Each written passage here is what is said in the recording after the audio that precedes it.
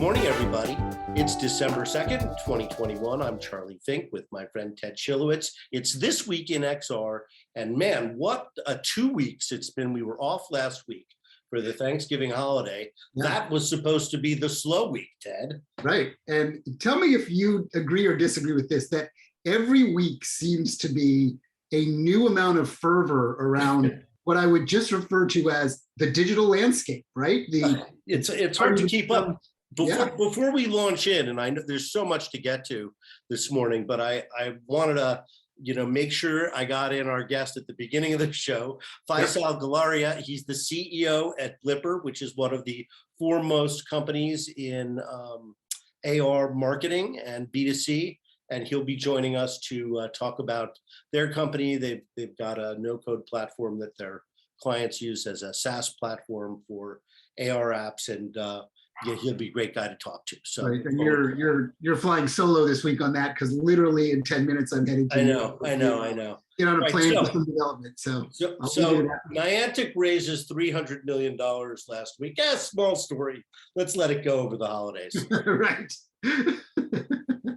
It's just $300 million.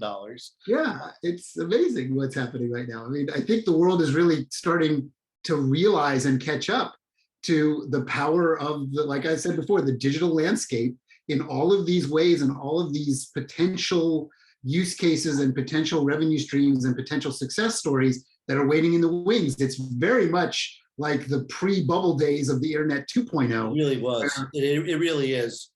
And I think there are some aspects of this that are going to be very vulnerable to any kind of a correction. Let's get to that in a minute. I just want to finish on Niantic. They've launched their Lightship platform, which is sort of the enabling world mesh to allow people to precisely geolocate content all over the world, even when they're on the other side of the globe. Right. So it's quite amazing. It's really, one step beyond the services they were offering to like Warner Brothers to do a Harry Potter game. This is something where they want to build a Unity-like platform for people to make augmented reality. Yeah, and when you look, a generation back at the success of Google with their audaciousness of we're going to try and map the world and we're going to actually put the resources against it, here comes the next step of that evolution where mapping the world doesn't just become maps and functional, practical use cases, but gaming and entertainment use cases, and the spatial sense of wherever you are has been mapped, right? So it's now the trick for Niantic now is to create a creator economy around it, so that instead of building on Facebook Horizon, the creators say, no, I'm going to build for mobile AR using these fantastic tools that Niantic is providing at no cost. Right. So quite amazing. And our friends from Debt Reality, just to throw this in last week, and these guys are foreign, so I'm cutting them a break for not knowing the U.S. holidays. But they raised $3.5 million for indoor wayfinding. And that has such an application for enterprises in terms of warehousing, but also in retail, and the growing gamification of retail and the growing need for using their app while you're in a retail establishment. Right. Yeah, the reliance on this technology layer that we are all either trapped in or immersed in or find joy from or find trouble in, there is no getting away from it now, right, Charlie? I mean, this is becoming, there's no way to describe what life before this was anymore, right? So now we get into this week. And of course, the two things we can't stop talking about keep making news: the metaverse and the company formerly known as Facebook and its activities in said putative metaverse. Right. And then all the subsets, which we'll get to in a minute, of the other forms of the metaverse and various companies in crypto gaming and virtual land and virtual plots of land. NFTs, my head is literally spinning. Right. You probably saw our friends at Warner Brothers launch their Matrix NFT to great aplomb, and apparently so much interest in it that it effectively did a crash the server moment, and people. Okay, so So look, there was an article in the New York Times about this virtual real estate company that's buying up land in Somnamum Space, Mhm, Decentraland, and Sandbox at a place called Upland, which mhm. I didn't even know about. Yeah. And they're paying millions of dollars for this land. Yes. It's a little bit like the Second Life craze in 2008. Yeah. Yeah. Right, where people were buying up Second Life parcels for ridiculous amounts of money. Yeah, I could never get past the pets.com moment when that sold for $1 million and everybody went crazy. And this is the modern adaptation of that. People are paying multiple millions of dollars for parcels of I guess, look, I mean, you know, we know the guys at Decentraland and Somnamum Space and Sandbox and so forth, and these are talented and gutsy entrepreneurs. So I'm rooting for them. But I find it quite incredible if one of these places was a big winner.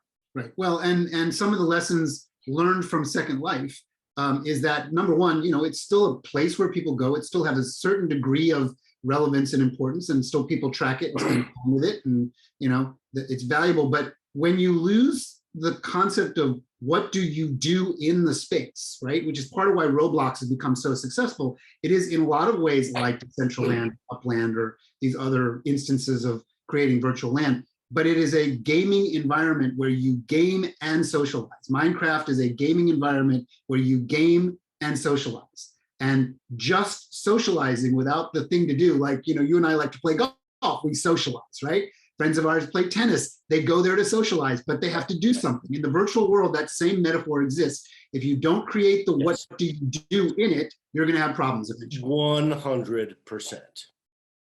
100%.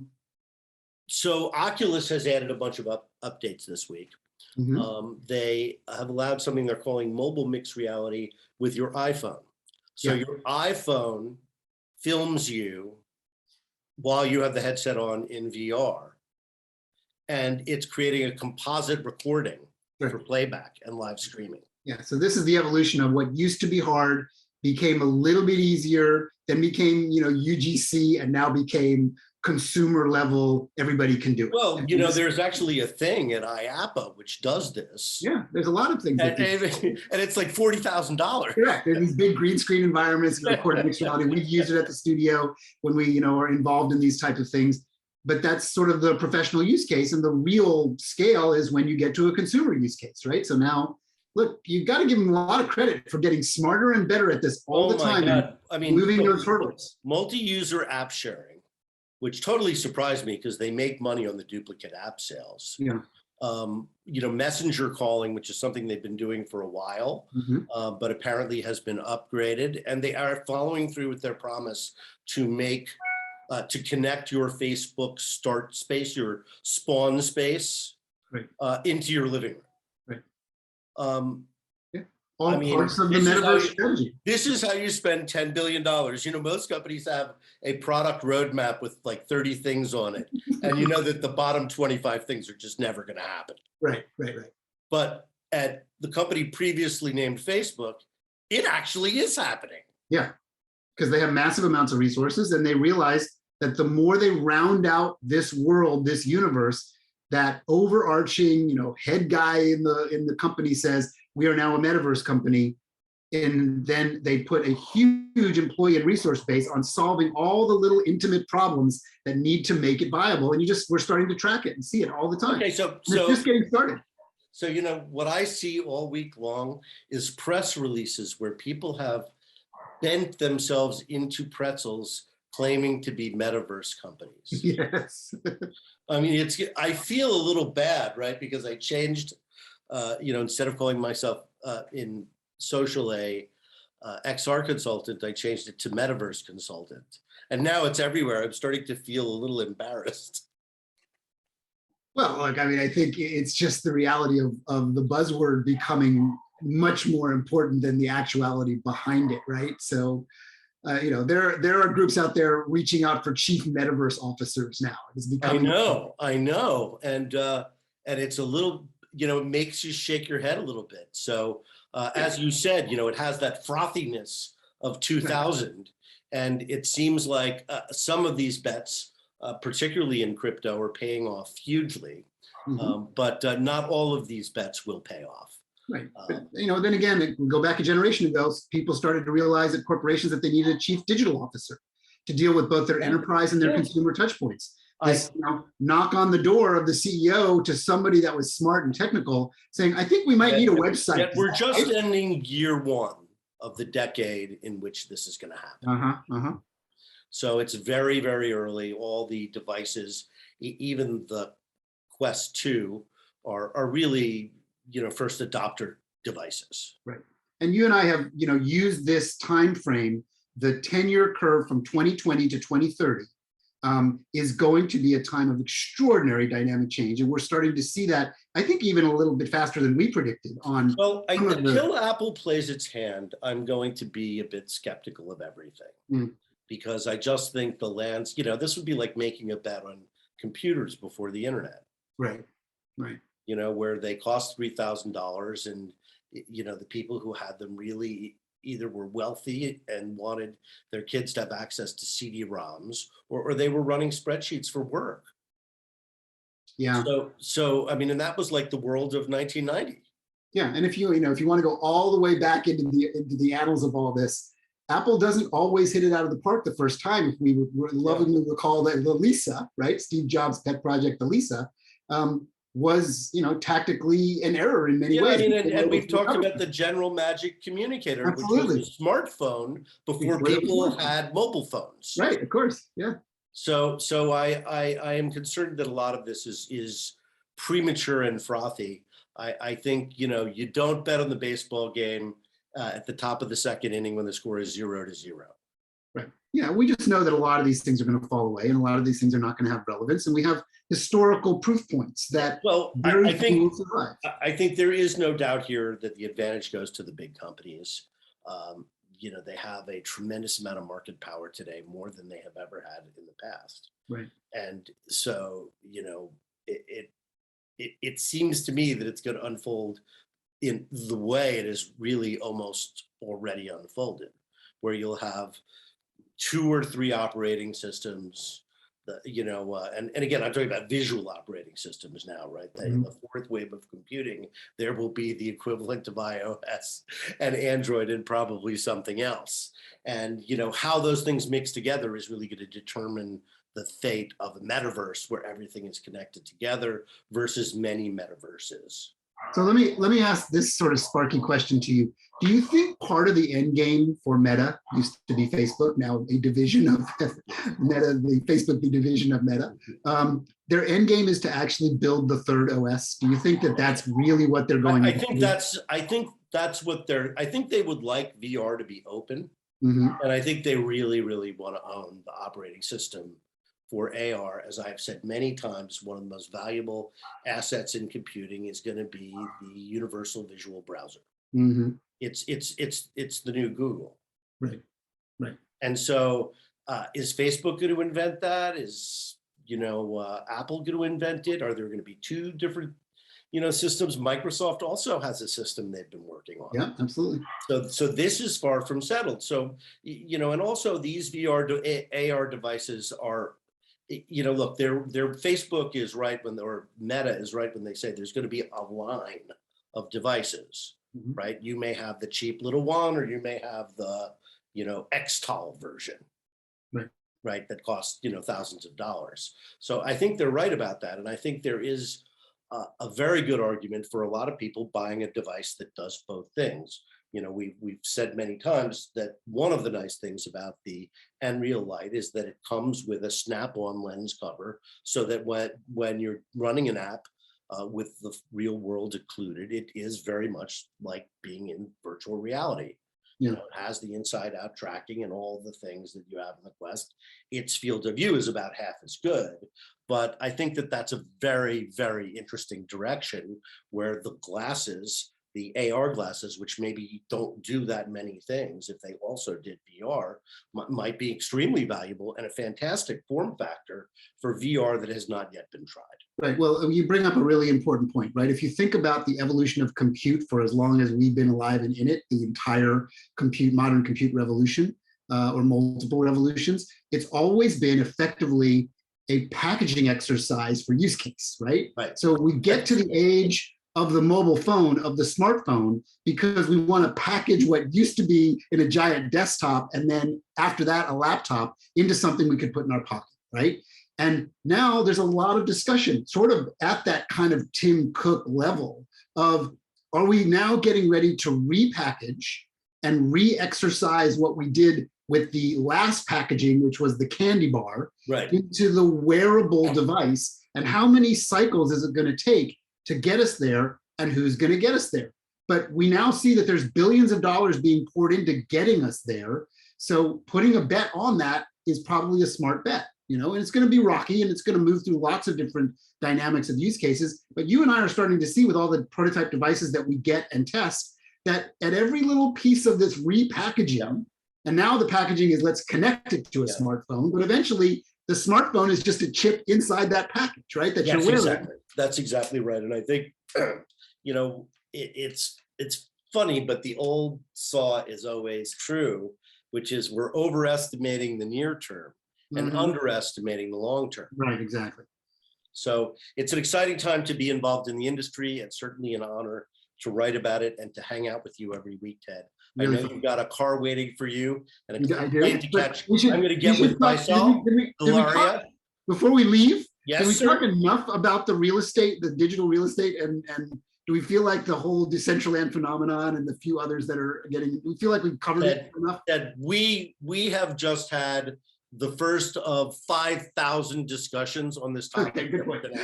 Good So point. you and I are not going to get farther in 10 minutes on that. I just don't want to underestimate it, but you're right. All right, I'm going to head to my car and I will catch up with you next week. Travel safely, Ted. Thanks, Charlie. I'm going to bring on Faisal now.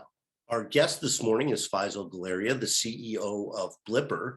Blipper has been around since really the beginning of XR about 10 years ago.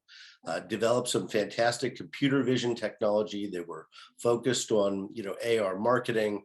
They had financial difficulties. They reorganized around not only AR marketing, but creating a SaaS platform for that people can use for AR content creation, both individuals and businesses. So we'll get into all of that. Welcome, Faisal. Thanks for taking the time to chat with me this morning. As I told you in the green room, Ted unfortunately had to jump on a plane. But I will have the honor of interviewing you straight up. So tell me where you are in the world right now. I'm in North London in a place called Highgate, and it's Friday evening here. So I'm working from home. Are you guys back in the office now? We've been fully back in the office since late August, and finding that really good. The team's enjoying being back together, and we're finding it's easier to be brilliant when we're all back together in the same office. Yes, I think that's true. And of course, it was a completely different experience if you had a family. You know, you had kids to take care of. I don't know how people did it. I've got three young kids, and it was great to spend a bit more time with them. And you know, so that was a really interesting time. But you know, but we've got work to do at Blipper, as you mentioned. We're a turnaround, so you know, that means being back in the office and being fully at it and working together. So I'm enjoying being back with the team and working cheek by jowl. I guess one of the two founders is still with the company, right? A couple of the founders. So Steve Spencer, he's our chief creative officer and looks after our studio. Ambarish Mitra, who was the former CEO, yes, he's with us, and our chief product officer, and a very early member of the technology team, Preet Prasanan. So he's also with the team and here for the new journey. Just to be clear, I agreed with their strategy and their pivot to computer vision. It was very, very early. There was a path with computer vision. You know, unfortunately, it also was too early. So, you know, Blipper has consistently had great ideas and execution and just mistimed the market, which is, you know, often the problem with great startups. They, you know, I mean, General Magic as we all know, created the smartphone. Unfortunately, no one had a mobile phone or even an email account. So there was just no way for people to comprehend the incredible value of it.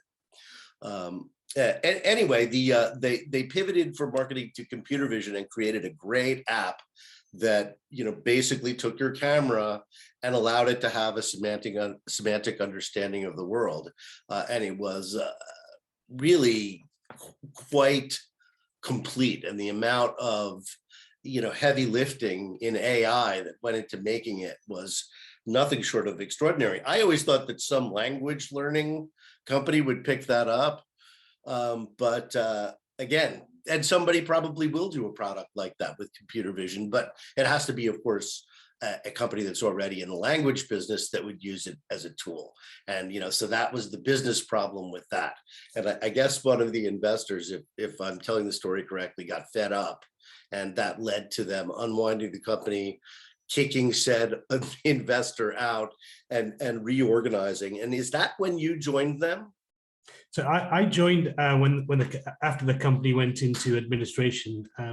The company, as you mentioned, went the reorg period was like three months or something. That's right, and the company finally went into administration in December of 2018. Was bought out of the assets, so the brand, the technology, and the IP were bought out of administration. So Blipper was replaced by Blipper. That's right. It's a fantastically well-known brand in the XR circle, so it makes sense to keep the brand. Oh yeah. And then I joined later in 2019. And when they did the reorg, as I recall, they were talking Blipper Builder or Blip Builder then, right? That they had developed a platform, and so this was sort of the third at bat for the company, so to speak. That's right. So Blip Builder back then was conceived of as a way for everybody, from a school child and a school teacher to your high-end creative and developer to be able to build AR experiences really easily using a drag and drop no code platform. And that means that everybody can create compelling AR experiences. You can import 3D objects into the interface and drag and drop like you would. Now you can do everything in WebXR, so there's no app download. That was such a huge obstacle back in the day. Absolutely. So there's no app download required for consumption. So you can actually see everything in the mobile browser, but even the content creation tools are web-based and super light as well. So if you want to create your own experience and publish that to TikTok or Facebook or WeChat, you can build all of that in Blip Builder or in our professional content creation tool, WebAR SDK, which allows scripting as well. And you can publish everywhere. There's no question that you're fishing where the fish are. All you have to do is look at your competitors in this category, because that's where the money is in these B2B2C business models, where you provide the tools, and that is super scalable as a business. It's just the challenge of as you said, leveraging a very well-known and very well-liked brand inside the industry, and certainly the amount of experience the guys have accumulated in AR is substantial, and probably they are the most knowledgeable. I know I have learned from Rish, and others, of course, in this huge industry, so much. Just by being able to interview him and follow the story. But you have a great story also. I was looking at your bio. Can we talk about that just for a few minutes? I don't want to take the focus off of Blipper too much, but you were head of global business development for Spotify. That's a huge job. So I'd love to hear more about that. I mean, most people are going to listen to this podcast on Spotify. It was a huge honor to be part of Daniel Ek's early team at Spotify and have the responsibility of rolling out Spotify to multiple markets, including the United States. it was getting it right and working with the music labels was extraordinarily tough. Apple was a huge competitor. Yes. But Still is. It still is. It still is. I think Spotify is. I think I look at what we've done at Spotify and think, whilst there's still a lot to do, we have largely won that space. And now Spotify is in almost all over the world, not just in the 7 or 8 markets. And you I think got good preparation for that by being at Skype at a very pivotal time also. Yeah, I was very lucky to be introduced to Nicholas Stenström and Janus Friis, the 2 founders, when I was a regulator at Ofcom, and in deciding how the UK should regulate voice over IP. Where we made a decision not to regulate voice over IP, and Nicholas Stenström thought that was a good idea, and offered me a job to join Skype as doing business development in it initially, and so I was all over the world, everywhere from working with MySpace in the United States to figuring out how to launch in China. So, Faisal, I mean, a guy with your experience sort of gets to pick the next thing at this stage of your career.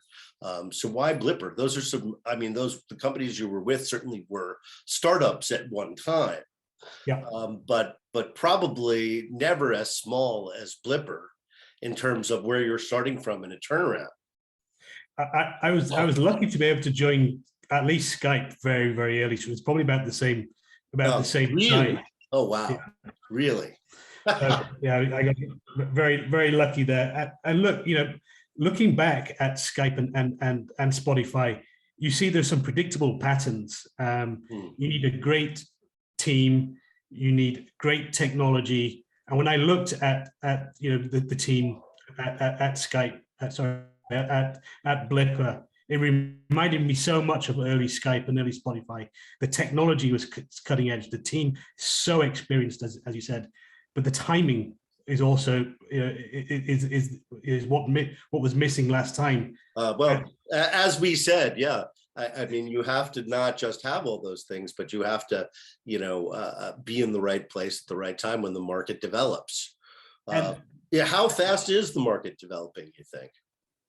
It's for us, we're seeing, we're largely a content creation platform that allows third parties to build augmented reality. So whether that's brand new users without any experience, or experienced developers who can script and build AR, and we're seeing new users who are coming to the platform. We're adding thousands of users to the Blip Builder platform, the no-code platform, on a weekly basis, and seeing them publish tens of thousands of AR experiences. And this is the growth over the last year has been, we're looking at it, and it's up and to the right, and it's it looks, as I said, it looks very much like early Skype or early Spotify, where the ecosystem is coming together to allow this kind of takeoff trajectory. That's really exciting. It's great to hear. And not surprising, really, that during the pandemic, people's need to communicate digitally went up. So it wasn't just people playing games; it was also people playing and discovering, I should say, new tools and creating. There's a lot of discussion at the moment about the creator economy. Yes, we've got a well, and let's not go down the M rabbit hole. I appreciated you not using the M word for the 20 minutes we've been speaking, but it's hard to get away from. It is. We take the approach that augmented reality, XR technologies are something that's happening right here, right now. We can see it. You can build it. Brands are using it. Agencies are building AR experiences for education, for healthcare, for product launches. it's something real, and right now, the M word is something that I'm sure we'll all figure out over the years to come. But right now there's a real augmented reality XR business that's being created, and that's what we're focused on. This is going to be an incredible technology and tech. Really, really excited for the next 3 years, and we can kind of see the shape of that. But when you go out, 7, 8 years now, things get really kind of crazy. I'm very excited that Apple is going to play its hand this decade. And so we'll see what they come up with. Of course, I think the company formerly known as Facebook really is dumping $10 billion a year. And, they're, releasing upgrades, really every couple of weeks. It's quite extraordinary, but I guess that's where $10 billion will get you. It's a fantastic time to be part of this industry, and we're hoping to occupy the zone of being a content creation tool. So whilst you're getting a lot of investment and a lot of tools created, whether it's Facebook Spark or whether it's TikTok branded effects or Snapchat Lens, what we're trying to do is build a platform to allow creators to publish everywhere, to all of those, right. all of those platforms. Right. Because the people that talk to us, creators, say, they want to build once and publish. So if you're nurturing a builder community on Blipper, are you providing community tools like a Discord channel and how-to videos and little modules, templates? Do you have all that integrated into Blipper, or is that roadmap? So that's a great question. Actually, if people listening want to apply, where we actually building, actually have open recs for community development managers. We do have a Slack channel, and we do have a number of folks on the team who are responsible for community and engagement. But it's as you pointed out, building this community is going to require us to lean in, and we are actually hiring for those roles right now. That would be a great addition. I'd love to see sort of the library of people's creation, and have the scale of what you're doing start to unfold. Absolutely, we'd love to share it. We would love to have that curated on the site, and that's why we're going to hire and build out this community management team. And another question, volumetric. Yeah. So people would upload volumetric assets and then use them in Blipper Builder, right? Can I also get Sketchfab and all the other? Absolutely. The idea is there are going to be asset creation and asset management tools. Yes. We're not playing necessarily in that space. There are some great companies that do that. But Sketchfab, especially now that it's backed by Epic Games, should continue to they're everywhere. Absolutely, they did a great job being a friend to all and a threat to none. And and whether it's Sketchfab or Figma or others. Oh yeah, Turbo Squid. I mean, there are lots of other libraries out there. Yeah. We want to play friendly with the ecosystem and allow all of them to be able to take your content from wherever you choose to buy it or house it, and import that as a 3D asset into Blip Builder and where they are SDK. What we're doing is allowing those assets to be turned into AR experiences, and that's the toolset that we have. So, well, I hope visiting us this morning is going to give you a few more users. But it was great chatting with you and learning where Blipper is, and even though and getting to know you. As I said, I know Rish pretty well just from writing about Blipper, and I hope to keep writing about Blipper and helping get the word out. So thanks for coming on the show. Lovely to be here. Thanks, and have a good weekend. All right. Thank you very much.